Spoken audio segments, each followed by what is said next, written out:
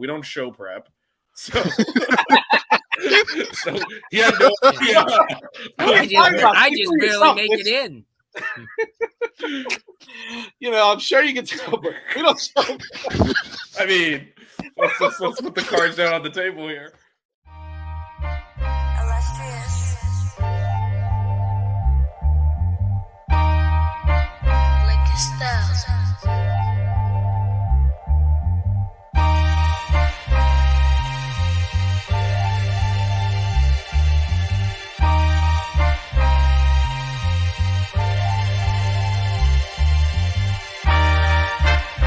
Miami Hurricanes, yeah. You know the name already.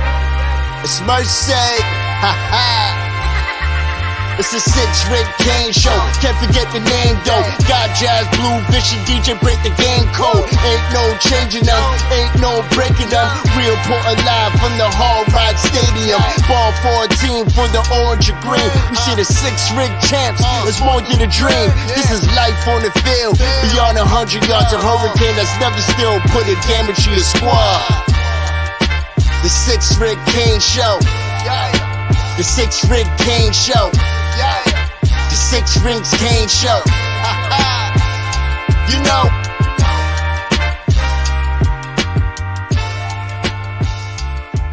What's wrong with us? Seriously.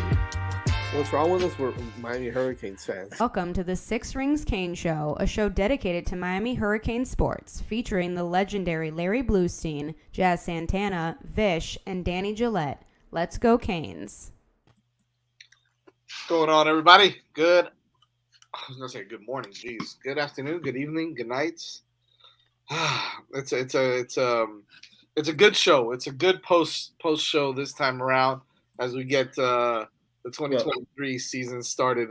It is afternoon / early evening in the land of our new ACC brethren out in California. So you got to be welcoming there. This is the truth. By the way, if anybody's watching this Duke Clemson game, Clemson just missed a field goal. Duke is, God. I mean, I know Clemson's under new offensive coordinator Garrett Riley, who came over from TCU. So this is a good one to watch, man. If you guys are watching, not what you saw last night. Last night wasn't good to watch. Last night was scary to watch, man. Those boys can play a little bit of football. I'm not scared. Why are we scared? It's 2 months away, man. It's a lifetime. Yeah, you're right. A lot of things can change. 2 months away. We'll deal with them in November. But, before we first of all, shout out to Canes today. First of all, does anyone have any idea what he's talking about? Tomorrow, eyes wide open. Have no idea. I do not. I have no idea either, my friend. But Saturday's the day. Feel free to tell us what it's about, though. Yeah. So obviously we'll talk a little bit about the Miami of Ohio game, and then we'll get straight to Texas A&M, which is obviously big test right off the bat, week 2 for the Canes, and Texas A&M comes to our house to. He says back. What about basketball? I'm confused, man. Be a little more specific. There's no buckets this week, if that's what you're asking. Not sure what's going on. Anyways, let's kind of get through. I mean, I was excited to be back at the Rock, watching some football, watching the Canes. Was very interested to see what they were going to come out with. We talked a lot. By the way, I was almost really close. I was almost there on my prediction. Oh, I think he's talking about that recruit. I mean, man, come on. All right, let's talk football here. Yeah. So let's talk a little bit about. Yeah, because I'm getting thrown off by all this basketball shit. Stop it already. Jesus. Buckets will be back in a couple of weeks. You can talk about them. We'll kind of want to go around the horn on how you guys felt about that Miami of Ohio game. I was close. I said 38-13. It was 38-3, and I think that we play. I'm assuming that some people were a little more surprised as to how we came out and kind of played the way we did. Right? We really dominated that whole entire game from start to finish, especially in the trenches. So you can see over 250 yards on the ground and over 250, almost 250 throwing as well. So a nice mix there. But that's what was most impressive to me is the amount of times that we ran the ball. Everybody talks about Coach Dawson's air raid offense and this and that. But he's got some nice running schemes, and we saw them with the four-headed snake that we have there behind in the backfield at running back. So it was impressive to see. Your take on the DJ. We'll start off with you on how you felt about that game against Miami of Ohio. Well, I will say that one prediction was right. I picked Colby Young to score the first touchdown, and he did so. And not only did he score a touchdown, he had 4 catches for 79 yards. And I think people get caught up, in terms of his big playability, but it was really impressive to see his speed and what he could do after the catch. So that was great to see as well. And it was good to see him get off to a good start. And then, like you just mentioned, the, monster at running attack. It's not 1 back, it's not 2 backs, it's 3 backs, and that depth is going to be extremely important, especially as we get into the later part of the season. And I thought overall, I thought it was a pretty solid game. There's some things we need to clean up, but we didn't necessarily start off slow, and we kept the pedal to the metal, and that's not something that we could say at times last year. So I thought it was a good first game, a good first showing, and a lot of players contributed, which was definitely, encouraging to see. Well, what are your thoughts on? So, I mean, the biggest question is, were you surprised to see how Miami came out? And, the first half, 16-3, but you saw them, when they were, it was 13-3, use that last minute of the half to kind of march down the field and get another field goal. That was nice to see, the team kind of do that at the end, show that they can do that. And obviously the running attack was great. What are some of the things that you kind of were impressed by, or was there anything that, kind of stood out to you in this game? One word: defense. What a change. Swarming at every position. The front 7 dominated, made life easier on the secondary. Besaint, Mauagoa, I mean, they were crazy with plays. Even Besaint got a sack, and yeah, I mean, the entire defensive front, everybody played well. I can't say enough. What a difference. Great defensive coordinator. And I'll use the word great because I'll tell you what, they didn't do anything.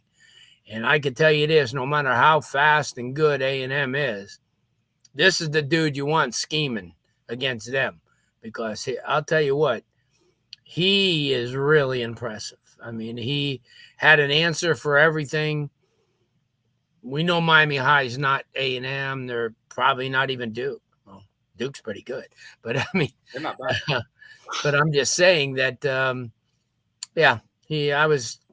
you guys will say about the offense, and that's everything that you say will be 100%. But I'll tell you what, I was overwhelmed by the defense. No big plays. Kept him out of the end zone. Yeah, I like the defense. Yeah, I mean, I have to agree. I think the defense was – I mean, they're probably pissed that they gave up those 3 points. Yeah. So, and they did show a lot of aggressiveness.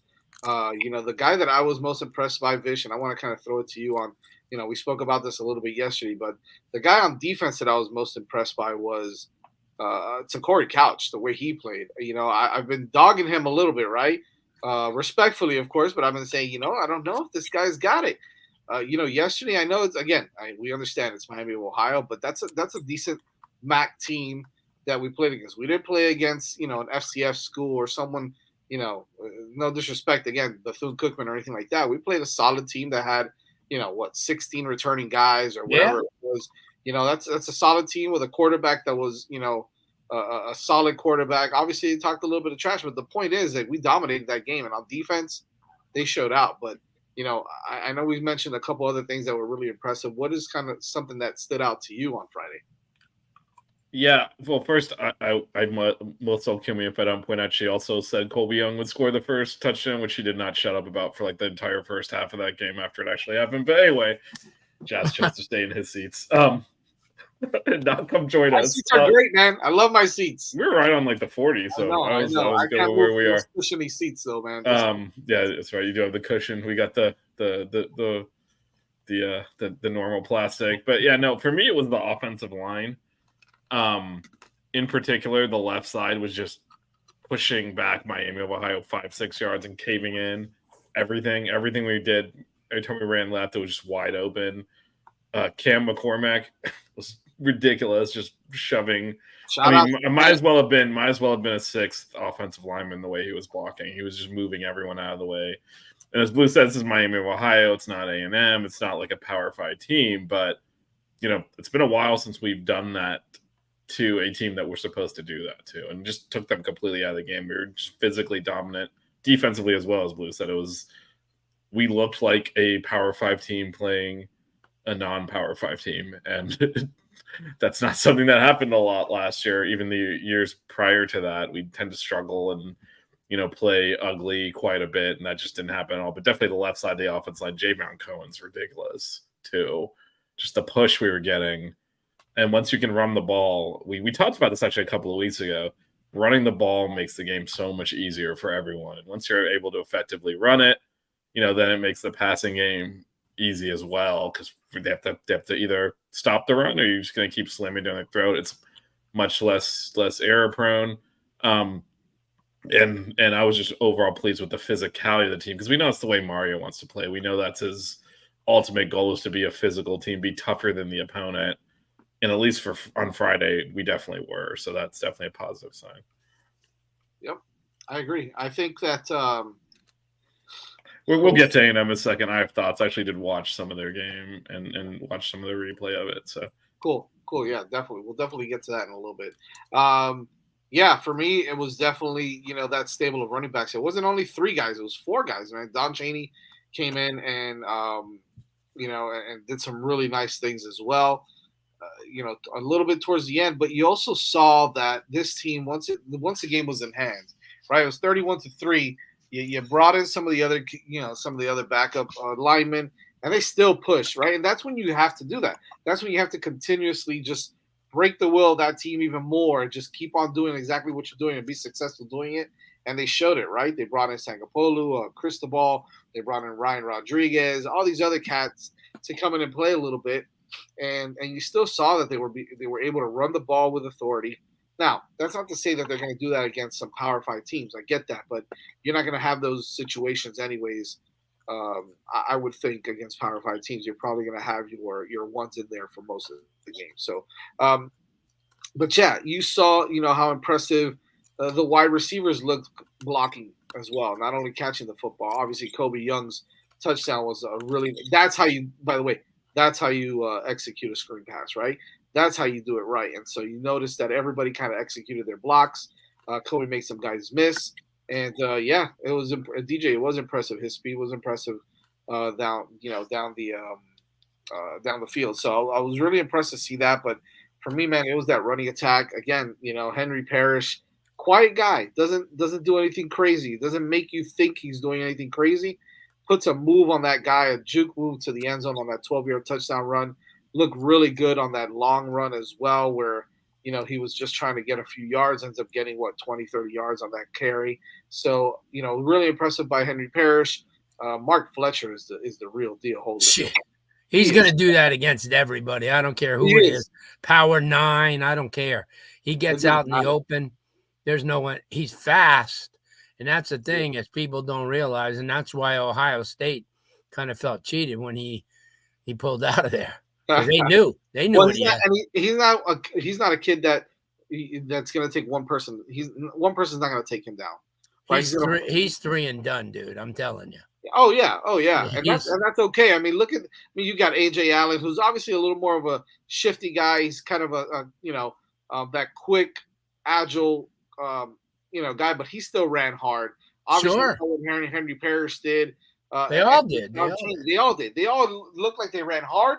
They ran tough, and they've got some speed and quickness. So, I love what Inez Cooper was doing a lot on the pulls. He was pulling like a madman on that Mark Fletcher touchdown. He did an incredible job on that pull. So, I'm really impressed by that running back room. I really would love for that O-line to continue to develop and get even better and stronger. That's going to be a dangerous position for us.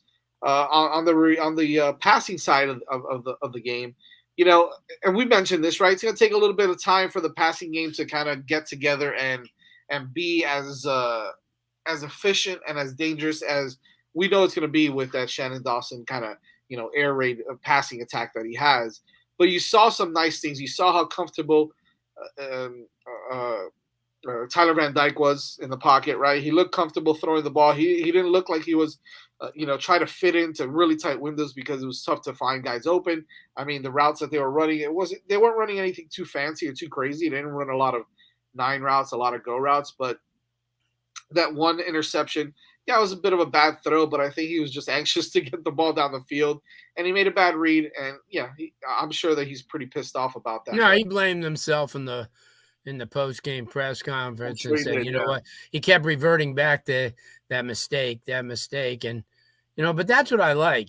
These guys, they all came in, and for the after the game in the press room, they all were upbeat. And Mount Goa, he said, I wish we could play that game right now. He says, I'm excited about it. And here's the thing too, Miami could have been hiding a little bit. I think that Ray and Harrell are two guys that have elite speed. I mean, I don't care who they play against. So I think they're going to kind of bring them into the little mix, because you get Ray into space. I don't care who it is. I don't care if it's Alabama. They're not going to catch the kid. I mean, he's too, and Harrell's the same way. So I think that's where your speed factor. Obviously, Restrepo's a reliable guy, and everybody in the box. And how come he's doing punt returns? He doesn't get 2 yards on him. But here's the thing: he holds on to it. And that's the thing. You could be like Jacoby and, could break one, but also you could drop 5. And, so that's why they have him in there. So if he only gets 10, 12, 8 yards on a carry, on a return, who cares? But this coming week, you're going to need to get some of those fast guys into space. And, whoever it is, Washington, Brashard. But I look at Ray. And I think that, and that question was asked to Mario Cristobal too. Are you waiting to take the wrapping off of Ray? And he just said that the time, right, wasn't, we had a different type of scheme, going into that game. Now that's saying this week, they may shut down Jacoby and they may shut down the running game. So you're going to need that guy to take a little bit of the top off. And I think it's definitely Ray. Because he's one of the top 3 fastest guys on the team.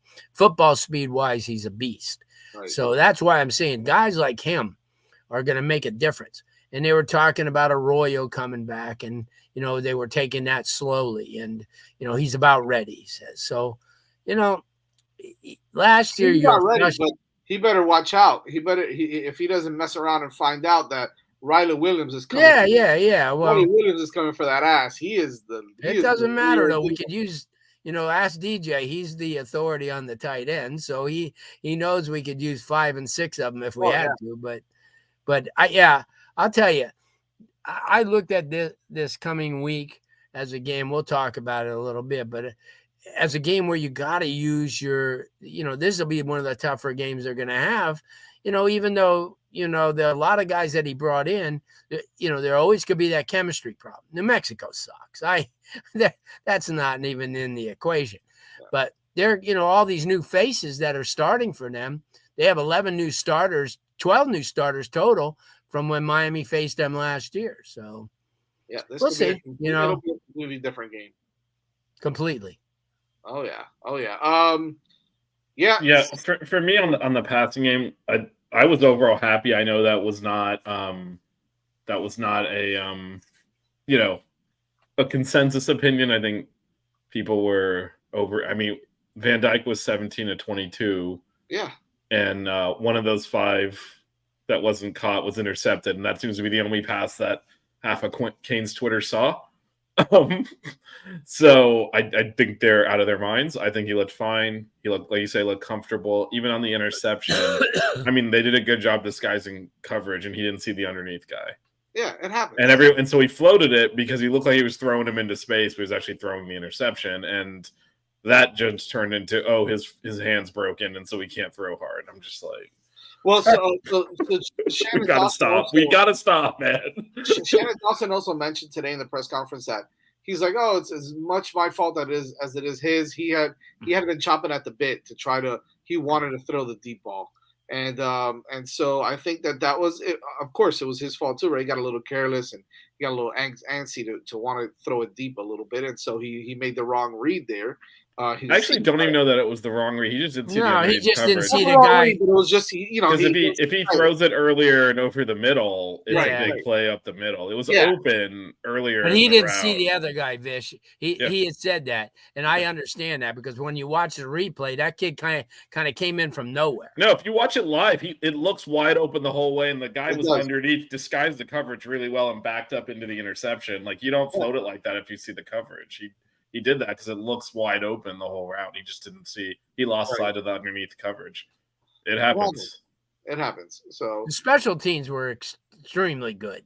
I don't think there's a better kicker than Borregales. That kid, he's ice water, man. He's, I don't think we're gonna, knock on wood, but I don't think we're gonna have any issues with that guy. Dylan Joyce did a hell of a job too. Yes, a couple times too. So, kind of moving along because.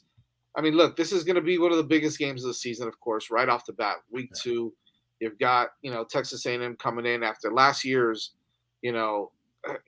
last year's was kind of upsetting. It was really annoying because I feel like that could have been, a game that could have changed a couple of things. But, we dominated most of the game at the line of scrimmage, running the football really well. We just could not get in the end zone and find the red, from inside the 20, we just could not score any touchdowns. So at the end of the day, it was a tough loss to swallow, but here we are again, 1 year after, and let's get it going again. This is a different, as you mentioned, Blues, a different Texas A&M team. 11 new starters, a new quarterback starter in Connor Weigman.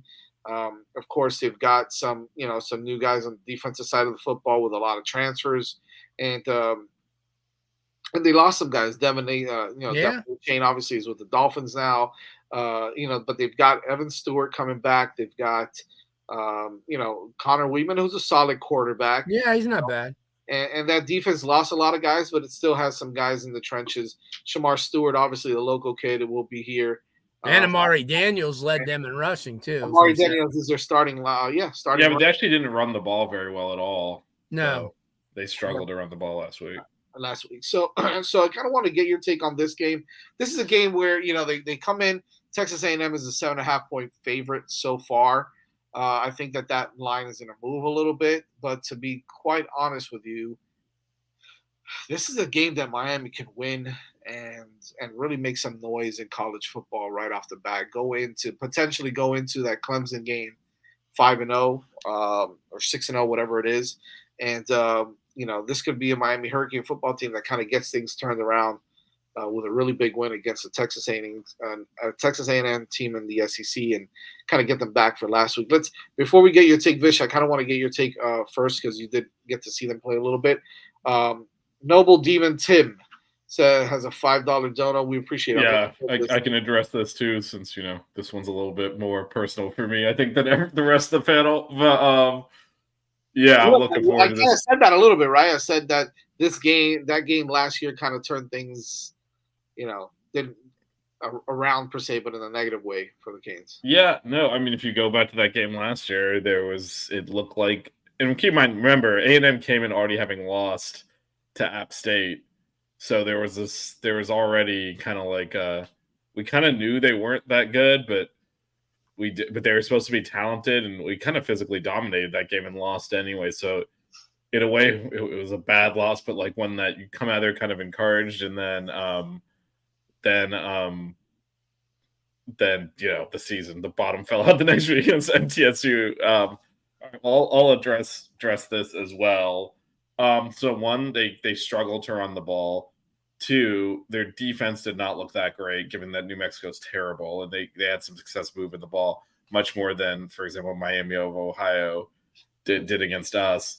3rd thing, A&M struggled to run the ball. 4th thing, their one receiver had 3 touchdown catches, was a beast. But if you look at those plays, and again, this is where it's going to challenge our DBs, a lot of 50-50 balls he was going up and grabbing over less athletic. He's 6'6".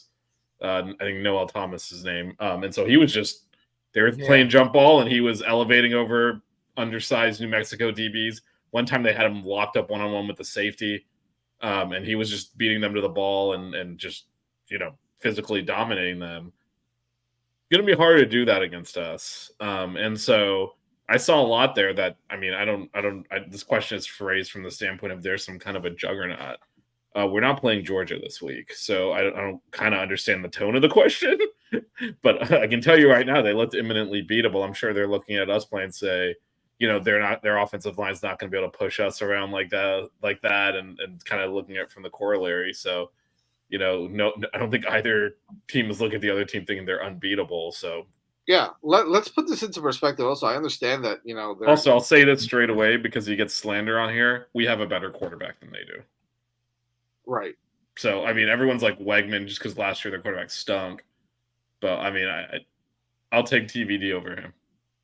Well, not only that, I understand that they went 5-7 last year as well, and they had, they had a better ending to the season than we did, I guess you can say, but still went 5-7, right? They still struggled last year. There's a lot more turmoil over there as well, with a lot of changes that, I understand everybody thinks that Bobby Petrino apparently is God, but they've got a new offensive coordinator in Bobby Petrino. They've got ton of new transfers as well. So, and they did put a hurting on New Mexico, but New Mexico's, they're awful. They're awful. Who's better, Miami of Ohio or New Mexico? Miami of Ohio beat them 48-6. So let's put things into perspective here. If we're gonna play that game, right? If we're gonna play the what led you to believe. Well, this is what leads me to believe that Miami. Yeah, and I think it's the phrasing on that. Now A&M can do some things again. Like the reason that dude was catching those passes because he's 6'6" and very athletic. It's gonna be tough. He's gonna be tough to cover. Like, let's be real there. But he wasn't like running past people and getting wide open. We gotta be physical on those receivers. And no, they didn't show much else that impressed me, to be honest. So, again, I didn't. I don't know. New Mexico, Miami, Ohio didn't do squat on offense pretty much at all. So I don't know where we've concluded we have poor technique. Yeah, I'm not sure how that. Our fans, I love you guys. You guys are all out of your minds, and I'm not saying that because you. A&M's favored by 7.5, right? You just said that. So I think it's a pretty healthy line to make some money line money there, as well as taking us with the spread and doing a little hedging. But just the negativity. Florida State throws a touchdown, and we've already lost a game that's 2 months away. Like, we got to stop this bullshit. Yeah. Like, seriously. Well, the first text I got yesterday, I'm going to call him out. I'm not going to call his name, but I'm going to call him out. The first text I got yesterday when FSU was up by 2 touchdowns to LSU was, so how much are they going to whoop our ass by in October, November? That's the 10th game of the season. It's like, dude, stop it. Like, stop it. Our whole Twitter, all the kids' Twitter was like, oh my God. I'm like, who cares right now? It's so far away. And it's kind of the same stuff here where we're playing another team, especially this week. It's especially kind of, look, we got to cut this just assuming we stink stuff. Right. Like, we're playing a team that had the same record we did last year. Why do we assume they're all of a sudden fixed and we're not? Doesn't even make any sense. Is their cornerback room, do they have that much more technique apparently than ours does? I'm not sure. I don't understand that part because we really didn't see much, right? Yeah, Gabbert struggled. He just said he's going to show us who the real Miami is, and they showed us it was us. Yeah, so good on him. Kudos to him for being a man of his word. I don't think they have poor technique. I think that it's a solid cornerback room. I think there's depth there with Devontae Brown and Darryl Porter and Jaden Davis and Damari and Jadeus Richard. There's a lot of depth there. There's guys that have played SEC football there and Big 10 football there as well. Big 12 football. And so, I think that that there's a strong possibility that Miami could really beat Texas A&M and well, there's a couple other things to hear. One is, we still haven't mentioned Cam Kitchens, who is the best safety in the country, and that's because Miami of Ohio basically ran their whole offense to keep everything away from him, which is one approach. But is A&M going to follow that? If not, Cam Kitchens. If you do that, you're really limiting your offense. Like there is a bad effect to that, but if you don't, then we have the best playmaker on the field is on our defense. Right. So, I mean, there's a whole other thing. I Man, don't know if I can go this far. When's the last time Bobby Petrino was relevant in college football? I know. We need to kind of take a step back and realize that everybody runs that type of offense now. Well, Shannon Dawson's an offensive genius by that measure, right? But again, what was innovative, 15 years ago is not innovative anymore. And so, and I'm not saying he's a bad offensive coordinator, but I don't think anyone would call him a genius at this point. It was the last refuge of a failed head coach and Jimbo Fisher right now at A&M. They paid him all that money. Remember, they even have a trophy case where it's going here. They haven't won anything, and he's been a big disappointment there. And this is another attempt, and maybe this time it'll work, but this is another reboot. So far, he's certainly not lived up to the expectations they've had for him. Right. And that's why he brought in someone like Petrino, because Jimbo thinks he himself is an offensive genius that should be calling the plays. Well, I mean, let's talk about it. Garrett Riley, offensive genius, right? You would say offensive genius. He's winning 7-6 against Duke right now. They're struggling on offense. So I mean, this is what what I think we need to kind of take into perspective is that well, we got to win physically, right? I mean, I think that's where this game is going to be decided. It's going to be up front. We're talking a lot about the skill players. If we can run the ball, then that is going to be something that is very effective to keep them off the field and allow us to play action pass. Van Dyke was 8 of 8 on play action passes against Miami of Ohio. If we can't run the ball, then we're going to probably look a lot more like last year's offense, frankly, throwing against teams that are expecting the pass. Right. So that's going to be the big thing for us. And they did not run the ball effectively this week, which if we can win up front, pressure the quarterback, then that makes their receivers less effective. Blue, I don't know if you want to get in here.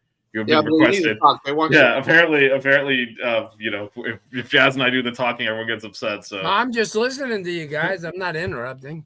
No, I know that. That's apparently a problem. So please interrupt. No, well, I agree with you. I mean, Miami's you got to add some balance, and you got to definitely run. They're going to run the ball. I think they're going to run the ball. I mean, I think they're going to run the ball against basically everybody. I mean, their backs are much too much. I mean, and they're the thing with. I think they seem like an offense that every week someone might be a good matchup. I think that. This week, Allen may be a good matchup because of the fact that his speed to get up. I think this is all about speed. And I think you're going to see all those kids that are faster at those positions, right, that they're going to play more of a role. I mean, Miami of Ohio wasn't a very fast team, so they could do a lot of things. But here your speed increases 1,000,000% because you got some guys that fly to the ball. I was watching. I mean, I'm not judging New Mexico State. I'm just judging on the just on the way that these guys played. And, but I think that you're going to see the faster guys do it. They're going to try. I mean, I trust these coordinators unbelievably. I mean, I watched what they did just in this game here and how their adjustments were made and how they came back the next time. But I think that Mario had the governor on. I just don't think I know it sounds stupid when you're coming off a 5-7 season, but I think once they thought that this game was pretty much in control and that they could do things with the personnel, I think they kind of held back on a few things, and that wouldn't be a bad thing. I mean, if you were in a 7-6 game, you couldn't, but they were out in front, and I'm just thinking, that was one of the questions that was asked Mario. He goes, "You guys got all those fast kids that you brought in, and you didn't use a lot of them." And Mario goes, "You know what? Everything there's a time for everything." So that's what I'm saying. I think next week is going to be a time to unleash the kid Harrell and unleash Ray and give AJ Allen more of a chance to get outside, because I don't think you're going to be able to run tackle to tackle with a lot of success against A&M because they're big up front and they swarm and they got good line. Their front seven's really good. I think Miami's is really good, much improved. But I agree. I think people are making too much of this A&M team. This isn't Alabama. This is a team that got a lot of hype for some stupid reason on players that came in without even playing, and they boosted them from a 5-7 team all the way into the top 25 to start the year. They played a crappy team to start the year with. So I just think Miami needs to play the ball that they did this week, mistake free. Can't keep you turn the ball over, you're just going to give them an opportunity. But it comes down to special teams. Miami will win this game, and because you got a special teams advantage. And I agree, Miami's quarterback play is as good as any advantage, and they don't have a defensive playmaker like Cam Kitchen. So, special teams, offense and defense, you're already, have something positive, I think. I think you hit it on the head there. I also think that at wide receiver, look, even Coach Dawson mentioned this in his press conference today that they didn't even use half the things that they had on their play sheet. Yeah. For Miami of Ohio. So that just tells you that there's a lot. And it's not to say that they hit it. They just didn't use it. They didn't have to use as much, right? So that just tells you that, the game planning for this week coming leading up until Saturday, you're right. Well, you're going to see a lot of different things. You're going to see, and not because they hit it, just because they're scheming correctly, right? That's what good football teams do, is they scheme for the teams. You're prepared differently for every team because there's matchups that favor you or don't favor you in each game, and that's what I think you're going to see. I mean, they felt they had pretty much an advantage in 90% of the things offensively and defensively, so they may not have had to go into those bag of tricks. Wasn't, like you said, wasn't while they were hiding it. It's just that they didn't need it. I mean, if you're racing a car and you don't need to put that thing in the another gear, you just do with what you have, and you win and you get out of there. And I think the attitudes are so much different this year. That's the big thing. You come out of here with a W, and I'm telling you, it's all those recruits. They're gonna, that committed for next year are gonna start like, I told you we're back. That's what we need. And it's not a matter of being back. Shouldn't have used that. But you look at what Deion Sanders did, and I'm not minimizing it, but you give any coach in America 82 new faces. I mean, there's a chance. Like, give somebody 4 aces in a card game, and then let's see what happens with that 5th card. I mean, he had dudes, but he had 80 of them, and nobody does that. Miami has 9 new faces, and everybody's making a big deal out of that. So, yeah, I feel comfortable. Like I said, the coaching, what a difference good coaching makes. And I know you don't want to hear it, but FSU's got good coaching. Yeah. And those guys coach people up. And that's, I looked a little bit at the Michigan game. They got good coaches, and that's what happens. And I mean, even Ohio State. I mean, so they didn't win 90-0, but Indiana's not terrible. So, and they got a load of kids, so that's why the game was close. But yeah, I feel good. I feel going in good into this game. I really do. Yeah, I feel pretty confident as well. We can probably. So the one thing I would just toss on what Blue said is, I think a lot of what we did this week was set up as well. We stuck to the run, repeat. There's a lot of play action opportunities off that. Like we mentioned McCormick. I'd be shocked if we don't throw the ball to him a couple of times at least, just because he's so good blocking. If he's on the field, they're gonna key on a running play, especially if Arroyo's back, right, and getting a lot of those snaps.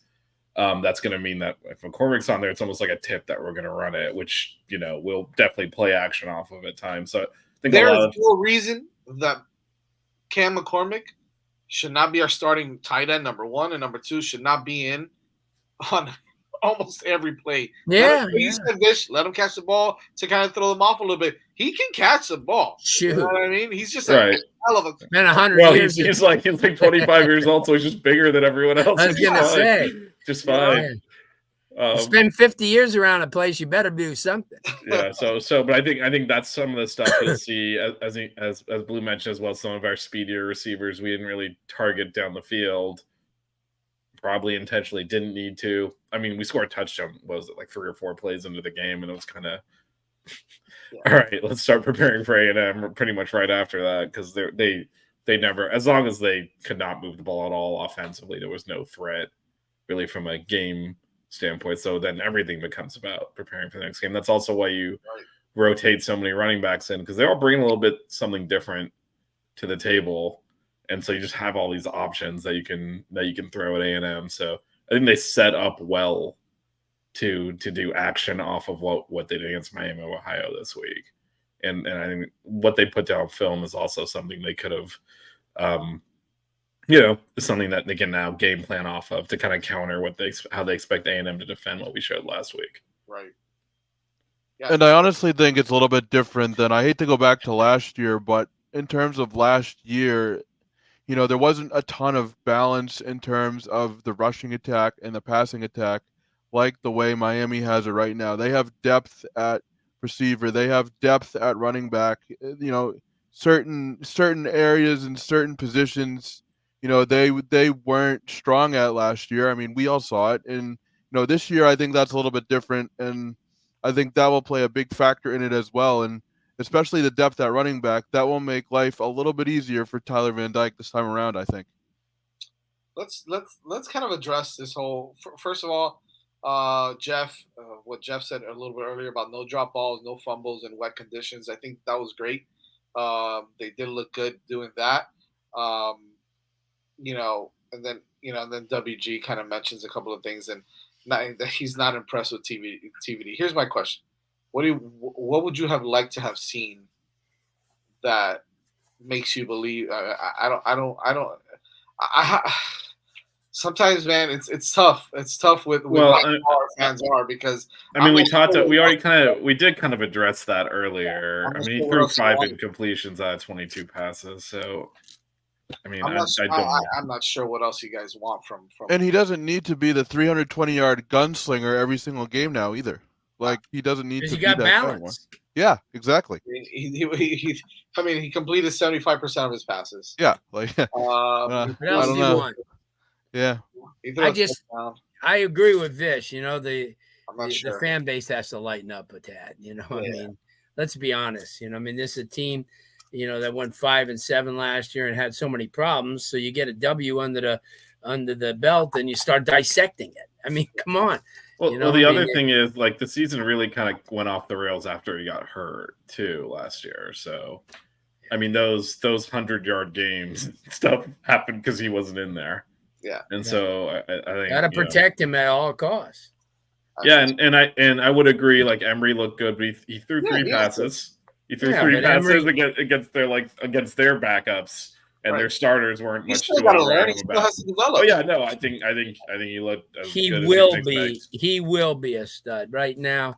He throw him into an A&M game, and the kid he won't do very well. He's just more than likely he's going to freeze up a little bit, and that's speed of the game. That's right. And he mentioned it in the DBJ actually interviewed him after the game and said, how much faster was it than practice or high school? He goes, wow, it was so fast. I almost had a hard time catching up to it.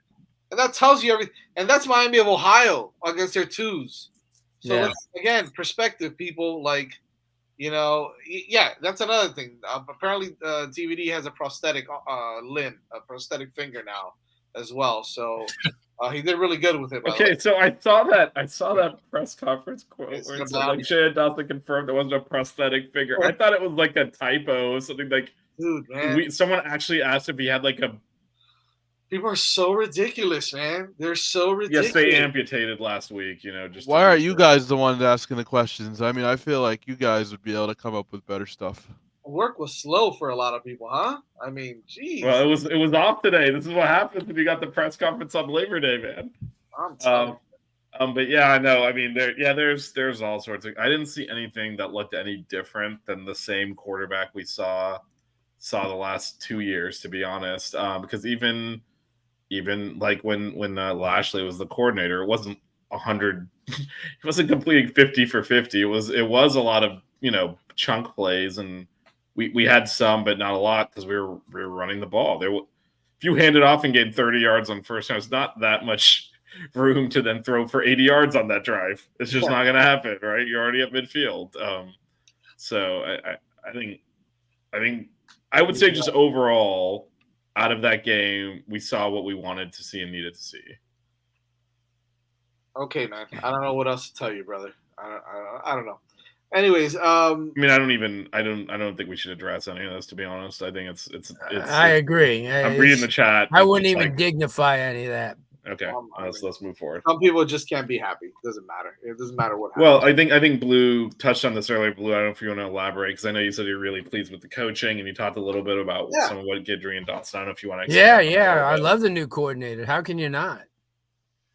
Guidry's such a beast. I mean, when we talked to him during the, when they had 7-on-7 for the high schools, and we were there, and a buddy of mine and I talked to him inside for like 40 minutes. I mean, he wouldn't leave, and we were just picking his brain. And very intelligent dude. I mean, he's younger in the fact that he shouldn't be knowing the guys and the players that he does from back in the 70s and the 80s, but he kept referring to guys like that. So that's somebody that does their research and watches film. And I like that, I mean, and he's just, I got to say, I mean, not taking any shots at our post guys that ran the defense, but this is completely night and day. Now you got a student of the game that knows everything about it and can take each individual player and make them better. We haven't had a coordinator like that for a long, maybe Randy, as a coordinator, not as a head coach, but as a coordinator. Randy knew his stuff. So I think it's been a while since Miami's had a coordinator like this on either side. I mean, you can't tell me that. I mean, Lashley was really good. I'm not going to take any shots at him. He was really good, but he just didn't have the personnel to run what he ran. But I think, with Dawson, he improvises. He's got this and he's got that, and I think he does with what he has. I mean, personally, I do. Yeah, I think that, again, you're going to see just a lot more. You're going to see them kind of, mix things up and show them. I think Guidry's going to show them some things that they may not be prepared for, and Dawson the same way. Look, it's going to be. Well, one of the other things, and just to kind of talk around this too, in terms of Dawson, like this is a Mario Cristobal team. We know what we're getting. We want to run the football, right? That's what we want to do to win games. So as much as yes, they did back like Miami did play bad to prevent us from throwing downfield, and sure, if it starts pouring, you're not really going to force it. But plan A is going to be to run the ball anyway. And I will say, while everyone is talking up Florida State, the big halftime adjustment they made yesterday was to put 2 running backs, to put in a fullback, and run the ball down LSU's throat in the second half. Like that was their big halftime adjustment, is they went to a 2-back set and started just running downhill with the lead blocker, which was like turn of the century shit. And that's what they went with. And they have 2 really good receivers. Right. And but that they turned the game. They started physically, because LSU dominated the first half and kept blowing it and left FSU in the game. The second half, the big adjustment Jimbo Fisher made was, we're going to run the ball down this team's throat, and we're going to put 2 backs in the backfield and push them back, because they were losing up front to that point. They were able to beat them on the boundary with their, like you said, they have actually 3 stud receivers. 2 of them really showed out in that game. So they could get open, but he's like, we're still getting physically dominant. They put in a fullback. Well, it was one of their tailbacks, because who has a fullback nowadays? But they had two tailbacks, and kind of, and then they used a lead blocker, and I said, Jimbo, damn it, Gary's always on that. I didn't want to say anything. If I had my spicy nuggets today, this wouldn't have happened. But that was the adjustment, guys. Al Blades just picked off Cade Clip there. Well, there you go. But that was that was the big adjustment he made, and I think a lot of football still comes down to, if you can run the ball, it makes the game easy for your whole offense, and coaches still lean on that. And if we can run the ball, that is going to be the offense. That's always going to be plan A with Mario. Yep, I agree. What do you got, DJ? I was going to say, we finally have the personnel to, run a sustained rushing attack while also giving different looks at the running back position. And Vish, as a watcher of Big Ten football, I appreciated the fullback reference in the game, and I was paying attention to it throughout last night. So I'm glad to see the fullback still has some relevance in the football universe, even if it is just for a little bit. Yeah. Hey, did you do prize picks yet? No, Nope, we haven't did done not. it yet. Haven't done it yet. Should we do PrizePicks before we get out of here? You know what? I Yeah. just wanted to remind you just in Thank case. you, Blue. Well, I appreciate it. Yeah, let's talk about PrizePicks really quick here. It's real simple, man. You just got to go to PrizePicks.com when you log in and you sign up. Use the code 5 FIVE, and they will match your initial deposit up to $100. It's real simple. Choose anywhere between 2 to 5 players. Choose the over/under on their individual categories. They've got multiple individual categories you can check out. You can choose, like I said, the over/under on those individual categories and win some money. It's real simple. Go to PrizePicks.com. You can mix and match players from different leagues, different teams. You can go from the NFL to the NBA, Major League Baseball, college football, Formula One, whatever you want. You've got a lot of options to choose from there. Make sure you go check them out. It's PrizePicks.com. Sign up, put the code 5 FIVE, and they will match your deposit up to $100. Check them out, PrizePicks.com. Let's see. Look, we got an A&M fan in the house, Josh Ostachewski. Nope, never mind. Joshua. Ostachewski. Don't worry, Josh. Jazz's mom can't say my name, and it's just Vish. Vish. VISH. So don't take offense. A&M fan here. I think this is going to be a close game, but higher scoring game than last year. It will be an amazing battle between y'all's run game and our team. Yeah. Good assessment. Good assessment. Yeah, That's a good assessment, and I definitely do think it is going to be higher scoring. I think. Yeah, I mean, last year. So, Last just year- overall, that weekend did not go well for me. From the food poisoning to the. That's right. I forgot you got food poisoning last Yeah, year. That was. I was like, am I gonna die in this town? Because like I was born here, and I do not want to die here. Oh man, and Jeff, you bring man, you're like the third person that tells me that this week. And this weekend, Fletcher doesn't look like a freshman. He's as good as advertised. Absolutely. Yep. And we're all big fans of Mark Fletcher. I think that he has an opportunity to be, as Blue said, 3 and done here. He's a real Yeah. special. Oh, he's a big Yeah, time. it was pretty telling that. I mean, again, I think AJ Allen's a little bit of a different type of back, so he's gonna have his package. Fletcher got in there before Cheney, which says something. And again, don't rule out what Henry Parrish does. He's constant. Oh yeah, he's kind of, yeah. He's a really He's a good big running game back, and He is. he's a guy you're going to have to rely on a little bit more. And Absolutely. the reason why he didn't bust out against A&M last year is the line play sucked. Yeah. Mhm. And they still ran They the ball stacked well. the box too. And they still ran the ball pretty well. So I mean that's Yeah. kind of everything you need to know. I think it's gonna be a hard fought game. I don't think that we're gonna go in there and beat them by 40 points. You know what I mean? No. This is not against Miami. of Or Ohio. vice versa. We didn't beat Miami, Ohio by 40, so Exactly, I don't think that's happening this week. But I think it's gonna be a really good game. I think that we match up well against them this year. This is a little bit of a different team. And Blue, I think you see it. Vish, I think you see it as well. From being Yeah, there. definitely. I want to, since you came the closest last week, you got to go first on the prediction. I will say one other thing before we do that. It's a 3:30 kick. I stepped outside at like 4:00 today. I melted. Man, how do you guys live down here? Because I've been here like a few days now, and it's like brutal. It was like pretty standing- cool today compared. It's like standing in front of an oven with the oven on and the door open. Yeah. Except you're Hey, just Vish, outside. we were at 84, which is like a cold front. I know.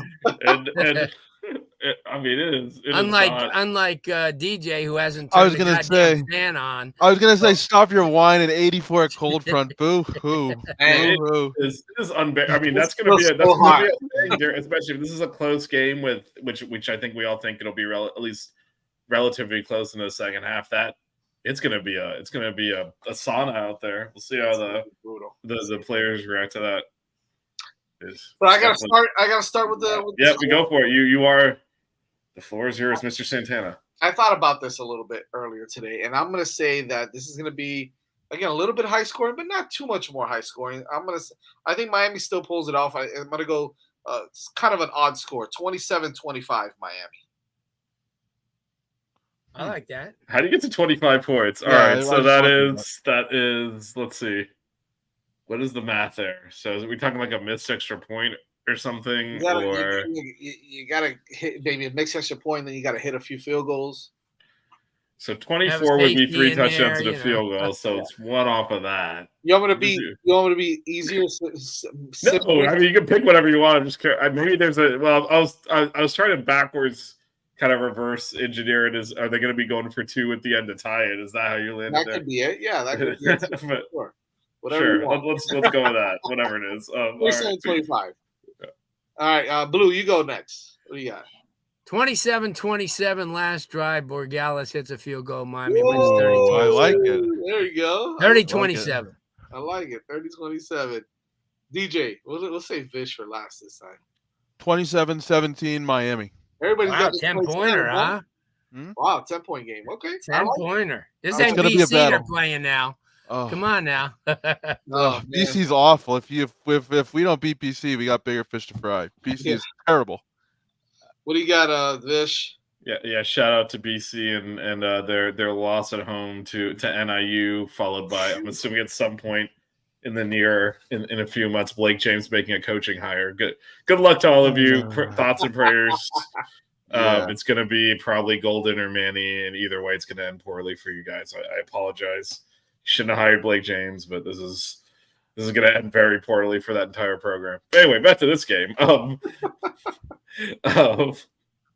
Yeah, I have us winning 34-23. I think a late touchdown to kind of put it away. I think it'll be nip and tuck, one of those high stress, one play away from the other team in front the whole time. But I think we'll punch one in at the end to kind of put the game out of reach. 11-point advantage, Vish, and it'll put us in the top 20. I think if we win, we'll definitely be top 25 because A&M's ranked, and several of the teams that were ranked at Jazz and I did a little research on this. We did. Looking through, like, hey, Baylor was getting votes, so I think we're gonna. And Florida was getting a bunch of votes too, so I think we would have been on game day if it wasn't for Texas, Alabama. Yeah, I think so. So they just don't like coming to Miami. So, but isn't that night time, right? That's a night time. That's a night game. Yeah, that's a night game. Yes, ours is a 3:30, nice and sweltering. Yes, it is. Unbelievable. All right, fellas. Well, I don't know where. I mean, look, man, we're in Miami. We do the hard stuff, so. Yeah, I guess that's where this is going to be.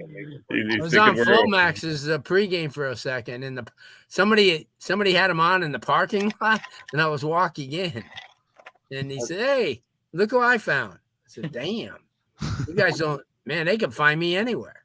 All right, maybe we can make it end with a question from Jeff. It's long time friend of the program. No, it's not a make or break game. No. Yeah, too many big games coming up. No, but I would say not only is it not maybe a national make or break national game. I actually, I mean, I hate to say this, it's a big game, and obviously it's personal for me. This game is of very little consequence overall for the season because after this we're going to play Bethune, Temple, and get a bye.